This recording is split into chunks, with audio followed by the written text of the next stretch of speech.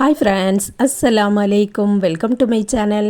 இன்றைக்கி நம்ம சேனலில் டேஸ்டியான சிக்கன் வச்சு சேமியா பிரியாணி எப்படி பண்ணலான்னு பார்க்கலாம். அதுக்கு முன்னாடி நம்ம சேனலை சப்ஸ்கிரைப் பண்ணாதவங்க சப்ஸ்கிரைப் பண்ணிடுங்க. பக்கத்தில் இருக்கக்கூடிய பெல் ஐக்கானையும் கிளிக் பண்ணிடுங்க. இப்போ நம்ம வீடியோக்குள்ளே போகலாம். நான் இன்றைக்கி குக்கரில் தான் பண்ண போகிறேன். குக்கரில் ஆயில் ஊற்றிருக்கேன். ஆயில் நல்ல ஹீட்டானதுக்கப்புறமா வெங்காயம் சேர்த்துடலாம். வெங்காயம் நான் 3 எண்ணம் சேர்த்துருக்கேன். தேவைக்கேற்ப கல் உப்பும் சேர்த்துட்டு இந்த வெங்காயத்தை நல்லா வேக விட்டுடலாம். நல்லா வெந்தால் தான் நல்ல ஒரு டேஸ்டியாக இருக்கும்.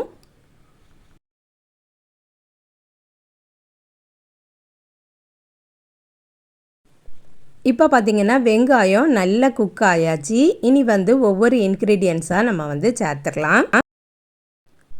இஞ்சி, பூண்டு, பச்சை மிளகாய் போட்டு க்ரஷ் பண்ணி வச்சுருக்கேன். அதை ஃபஸ்ட்டு சேர்த்துக்கலாம். ஒரு பிரிஞ்சி இலையும் சேர்த்துக்கலாம். இஞ்சி பூண்டுலாம் ஓரளவுக்கு வதங்கினதுக்கு அப்புறமா அடுத்த பொருள் நம்ம சேர்த்துக்கலாம். கொஞ்சம் மீடியம் ஃப்ளேம்லேயே வச்சுக்கணும். 2 பழுத்த தக்காளி கட் பண்ணி வச்சுருக்கேன். அதையும் சேர்த்துக்கலாம். இந்த மோர் மிளகாவும் நான் கட் பண்ணி சேர்த்துருக்கேன். இந்த மோர் மிளகாய் சேர்க்கும்போது நல்ல ஒரு வாசனையாக இருக்கும். பச்சை மிளகாய் சேர்க்கறதுக்கு பதிலாக இந்த மிளகாய் சேர்த்திங்கன்னா நல்ல வாசனையாக இருக்கும். ட்ரை பண்ணி பாருங்கள். அதுக்கப்புறம் கட் பண்ணி வச்சுருந்த புதினா லீஃபை சேர்த்துக்கலாம். கொத்தமல்லி கீரையும் கட் பண்ணி எடுத்து வச்சுருக்கேன். அதையும் சேர்த்துடலாம். இனி எல்லாம் சேர்ந்து நல்லா வதங்கட்டும். அதுக்கப்புறம் நம்ம மசாலாலாம் ஆட் பண்ணிக்கிடலாம்.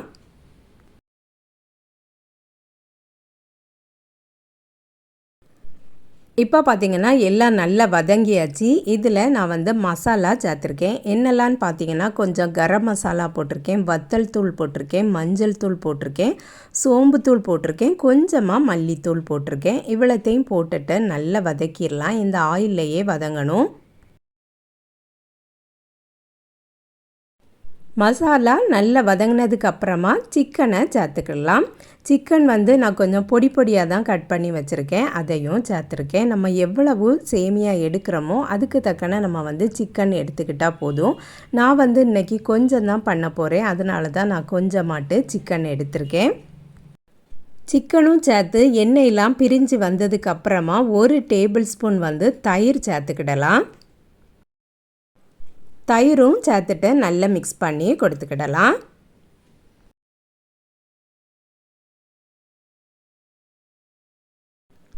இனி 1 டேபிள் ஸ்பூன் நான் பைனாப்பிள் பியூரி எடுத்திருக்கேன். இந்த பைனாப்பிள் பியூரி சேர்க்கும்போது நல்ல ஒரு ஃப்ளேவராட்டு இருக்கும். பைனாப்பிள் எசன்ஸ் இருந்தாலும் நீங்கள் சேர்த்துக்கிடலாம். என்கிட்ட பைனாப்பிள் இருந்ததுனால நான் அதை நல்லா க்ரஷ் பண்ணி சேர்த்துருக்கேன். இப்போ பார்த்திங்கன்னா நம்ம எல்லாமே போட்டாச்சு. நல்லா வதங்கிட்டு இருக்கு. இனி ஆயிலெலாம் பிரிஞ்சு வரட்டும். அதுக்கப்புறமா நம்ம தண்ணீர் சேர்த்துக்கிடலாம். 1 கப்பு சேமியா எடுத்துக்கிட்டோம்னா 1.25 கப்பு தண்ணீர் சேர்த்துக்கிட்டால் போதும். நீங்கள் எந்த பாத்திரத்தில் எடுத்தாலும் இதே அளவுக்கே நீங்கள் சேர்த்துக்கிடுங்க. ஆயிலெலாம் நல்லா பிரிஞ்சு வந்தாச்சு. இனி தண்ணீர் சேர்த்துருக்கேன்.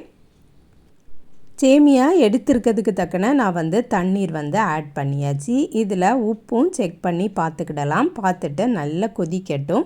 கொதித்ததுக்கு அப்புறமா நம்ம சேமியாவை போட்டுடலாம். நான் வறுத்த சேமியா தான் வச்சுருக்கேன். இது வீட் சேமியா. இதில் செய்யும்போது நல்ல டேஸ்டியாகவே இருக்கும். நல்லா கொதிச்சாச்சு. இனி சேமியாவை சேர்த்துடலாம்.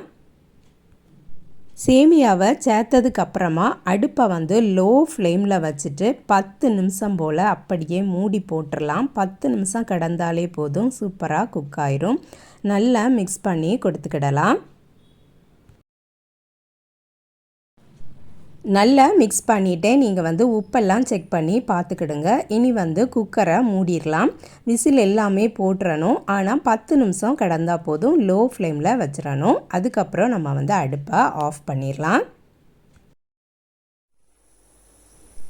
இனி நம்ம வந்து குக்கரை ஓப்பன் பண்ணிடலாம். 10 நிமிஷம் கடந்ததுக்கு அப்புறமா நான் வந்து அடுப்பை ஆஃப் பண்ணி போட்டுட்டு கொஞ்ச நேரம் அப்படியே விட்டுட்டேன்.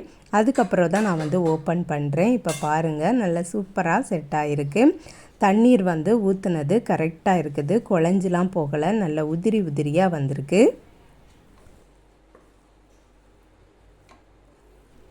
பைனாப்பிள், இந்த மோர் மிளகா, அதுக்கப்புறம் புதினா, மல்லிக்கீரை எல்லாம் சேர்த்துருக்கிறதுனால நல்ல ஒரு ஃப்ளேவராக இருக்கும். கண்டிப்பாக இதே மாதிரியே ட்ரை பண்ணி பாருங்கள். நல்லா மிக்ஸ் பண்ணி கொடுத்துட்டு மறுபடியும் கொஞ்ச நேரம் அப்படியே மூடி வச்சிடலாம். இந்த சேமியா பிரியாணி வைக்கிறதுக்கு ரொம்ப டைம் எடுக்கவே செய்யாது. அந்த குழம்பு வைக்கக்கூடிய டைம் மட்டும்தான் ஆகும். மற்றபடி அதில் போட்டதுமே வந்து குக் ஆயிரும். இப்போ நம்ம ஆப்பமோ தோசையோ சுடுறதா இருந்தால் நிறைய பேர் இருக்கக்கூடிய வீடுகளில் நிறைய நேரம் ஆகும். இந்த மாதிரி நம்ம வந்து செய்துட்டோம்னா ஈஸியாட்டு இருக்கும், வேலையும் சீக்கிரமாக முடிஞ்சிரும், அதே நேரம் நல்ல டேஸ்டியாகவும் இருக்கும், எல்லோரும் விரும்பியும் சாப்பிடுவாங்க. ட்ரை பண்ணி பாருங்கள். இந்த வீடியோ பிடிச்சிருதுன்னா வீடியோவுக்கு ஒரு லைக் பண்ணிடுங்க. சப்ஸ்கிரைப் பண்ணாமல் பார்த்துட்ருக்கீங்கன்னா சப்ஸ்கிரைபும் பண்ணிடுங்க. நெக்ஸ்ட் வீடியோவில் வேறு ரெசிப்பியில் சந்திக்கிறேன். அஸ்ஸலாமு அலைக்கும்.